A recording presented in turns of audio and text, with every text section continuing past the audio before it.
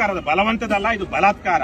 ಇದು ಒಂಥರ ಅತ್ಯಾಚಾರ ಮಾಡ್ತಾ ಇದೆ ಸರ್ಕಾರ. ತನ್ನ ಹಕ್ಕುಗಳನ್ನ ದುರ್ಬಳಕೆ ಮಾಡಿಕೊಂಡು ಬಲಾತ್ಕಾರದ ಭೂಸ್ವಾಧೀನಕ್ಕೆ ಮುಂದಾಗಿದೆ.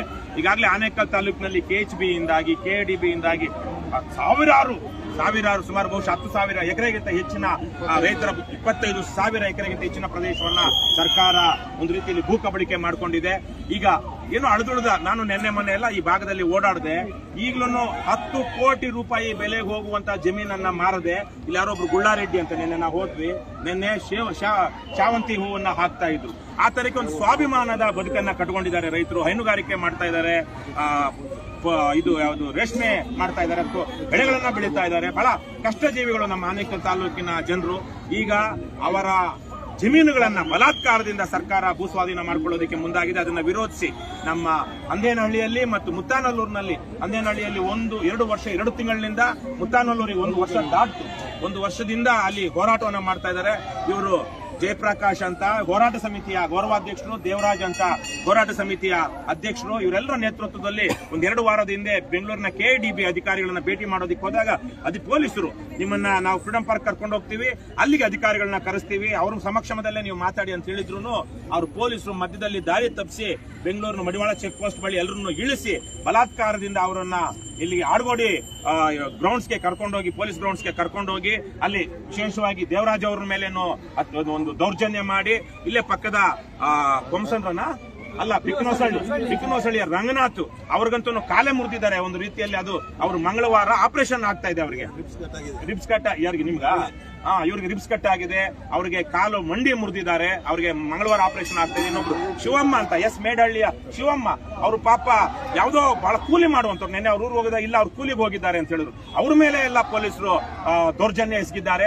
ಅದೇ ತರಹಕ್ಕೆ ಅನೇಕರ ಮೇಲೆ ದೌರ್ಜನ್ಯ ಎಸಗಿ ಸತ್ರೆ ಏನು ಇವಾಗ ಅನ್ನುವಂಥ ದುರಹಂಕಾರದ ಮಾತುಗಳನ್ನ ಅವರೆಲ್ಲ ಹೇಳ್ತಾ ಇದ್ರು. ರೈತರು ನಾನು ಹೇಳಿದಾಗ ಏನು ಇದು ಪೊಲೀಸರಿಗೂ ಜನರಿಗೂ ಇರುವಂತಹ ಹೋರಾಟ ಅಲ್ಲ, ತಿಕ್ಕಾಟ ಅಲ್ಲ, ಇದು ಸರ್ಕಾರವನ್ನ ನ್ಯಾಯ ಕೇಳೋದಕ್ಕೆ ಹೋಗ್ತಾ ಇರುವಂತದ್ದು. ಅಂತ ಸಂದರ್ಭದಲ್ಲಿ ಶಾಂತಿ ಸುವ್ಯವಸ್ಥೆಯನ್ನ ಕಾಪಾಡಬೇಕಾದಂತ ಪೊಲೀಸರು ಈ ತರದ ದಬ್ಬಾಳಿಕೆ ಮಾಡಿದರೆ ಇದನ್ನ ಖಂಡಿಸಬೇಕು ಅಂತೇಳಿ ಬಲಾತ್ಕಾರದ ಭೂಸ್ವಾಧೀನವನ್ನು ವಿರೋಧಿಸಿ ಮತ್ತು ಪೊಲೀಸ್ ದೌರ್ಜನ್ಯವನ್ನು ಖಂಡಿಸಿ ಇವತ್ತು ಕರ್ನಾಟಕ ರಾಷ್ಟ್ರ ಸಮಿತಿ ಪಕ್ಷ ರೈತರ ಜೊತೆಗೆ ನಿಲ್ಲಬೇಕು ಅಂತೇಳಿ ಈಗ ನಾವು ದೊಮ್ಮಸಂದ್ರದಿಂದ ಇಲ್ಲಿಗೆ ಬೈಲ್ಬಸವಣ್ಣ ಗುಡಿಗೆ ಬಂದು ಇಲ್ಲಿಂದ ಇನ್ನೂ 10 ಗ್ರಾಮಗಳ ಮೂಲಕ ನಾವು ಈ ಬೈಕ್ ಜಾಥಾ ಮಾಡಲಿದ್ದೇವೆ.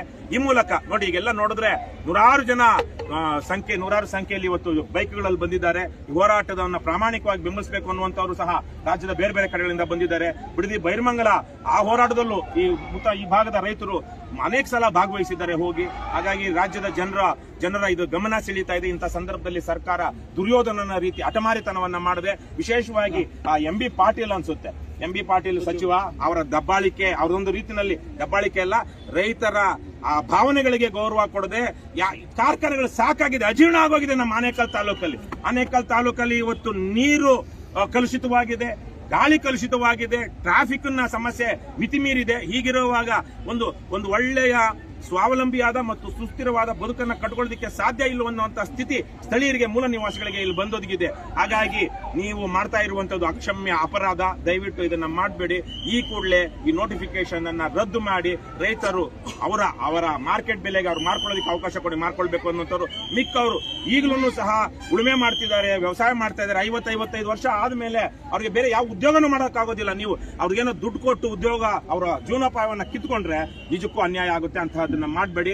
ಇವರ ರೈತರ ಹೋರಾಟದ ಜೊತೆಗೆ ಕರ್ನಾಟಕ ರಾಷ್ಟ್ರ ಸಮಿತಿ ಪಕ್ಷ ಅಲ್ಲ, ಬೇರೆ ನಿನ್ನೆ ಎಲ್ಲ ಇವರು ಹೋಗಿ ಕುಮಾರಸ್ವಾಮಿ ಅವರನ್ನು ಭೇಟಿ ಮಾಡಿ ಬಂದಿದ್ದಾರೆ, ಅವರು ಸಹ ಹೋರಾಟಕ್ಕೆ ಬರ್ತಾರೆ. BJP ಅವರು ಬಂದಿದ್ದಾರೆ, ಕಾಂಗ್ರೆಸ್ ಅವರು ಬರಬೇಕು ಅಂತ ಈ ಸಂದರ್ಭದಲ್ಲಿ ನಾನು ಕೇಳ್ಕೊಳ್ತೀನಿ. ಶಿವಣ್ಣ, ಇಲ್ಲಿನ MLA ಶಿವಣ್ಣ ಅವರು ರೈತರ ಭಾವನೆಗಳನ್ನ ಗೌರವಿಸಿ ಅವರು ಈ ಭೂಸ್ವಾಧೀನದ ವಿರುದ್ಧ ಹೋರಾಟ ಮಾಡಬೇಕು, ಸದನದಲ್ಲಿ ಧ್ವನಿ ಎತ್ತಬೇಕು ಅಂತ ನಾನು ಅವರನ್ನು ಸಹ ಆಗ್ರಹಿಸ್ತೀನಿ. MP ಮಂಜುನಾಥ್ ಅವರು ಸಹ ಈ ವಿಚಾರವಾಗಿ ಪಾರ್ಲಿಮೆಂಟ್ ಅಲ್ಲೂ ಸಹ ಮಾತಾಡಬೇಕು ಅಂತ ನಾನು ಆಗ್ರಹಿಸ್ತೀನಿ. ಗ್ರಾಮಗಳ ಅಭಿವೃದ್ಧಿ ಆಗ್ತದೆ, ಈಗಾಗಲೇ ನಮ್ಮ ಗ್ರಾಮಗಳು ಸಾಕಷ್ಟು ಅಭಿವೃದ್ಧಿ ಆಗಿದೆ. ನಮ್ಮ ಆನೇಕಲ್ ತಾಲೂಕಲ್ಲಿ ಯಾವ ಗ್ರಾಮಗಳ ಅಭಿವೃದ್ಧಿ ಆಗಿಲ್ಲ? ಬಾಬು, ನೀವೇ ಹೇಳಿ. ನೀವು ಒಬ್ಬ ಆನೇಕಲ್ ತಾಲೂಕಿನವರಾಗಿ ಯಾವ ಗ್ರಾಮಗಳ ಅಭಿವೃದ್ಧಿ ಆಗಿಲ್ಲ? ಎಲ್ಲವೂ ಆಗಿದೆ. ಆದ್ರೆ ಬಹುತೇಕವಾಗಿ ಮೂಲ ನಿವಾಸಿಗಳು ತಮ್ಮ ಜಮೀನುಗಳನ್ನ ಕಳ್ಕೊಂಡು ಅವರು ಯಾವ ಸ್ಥಿತಿಲಿ ಇದ್ದಾರೆ, ಇಲ್ಲಿ ಹೊರಗಿನಿಂದ ಬಂದಿರೋರು ಯಾವ ಸ್ಥಿತಿ ಇದ್ದಾರೆ ಅಂತ ನೋಡಿ. ಪುಡಿಗಾಸಿನ ಪರಿಹಾರ ಕೊಡ್ತಿದ್ದು ಇಲ್ಲಿ ತನಕ ನಮ್ಮೂರಲ್ಲಿ 12,000 13,000 ಕೊಟ್ಟರು. ಯಾವಾಗ? ಇಸ್ವಿನಲ್ಲಿ 80-80ನೇ ಇಸ್ವಿನಲ್ಲಿ ಅವತ್ತು ಇನ್ನೊಂದ್ ಕಡೆ ಜಮೀನ್ ತಗೊಳಕ್ ಆಗ್ತಾ ಇರ್ಲಿಲ್ಲ. ಹೋಗಿ ಇನ್ನೆಲ್ಲೋ ಜಮೀನ್ ತಗೊಳಕ್ ಆಗುತ್ತೆ, ಅಕ್ಕಪಕ್ಕದವ್ರು ಯಾರು ಕೊಡೋದಿಲ್ಲ.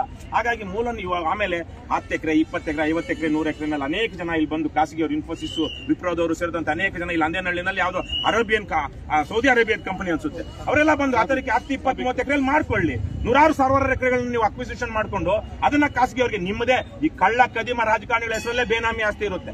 ಹಾಗಾಗಿ ಬಿಡದಿರು ಅಷ್ಟೇ 100 ಎಕರೆ 200 ಎಕರೆ 300 ಎಕರೆ ನೀವು ಲೇಔಟ್ ಮಾಡಿ ಯಾರು ಬೇಡಂದ್ರು 7,500 ಎಕರೆ ಬೇಕಾ?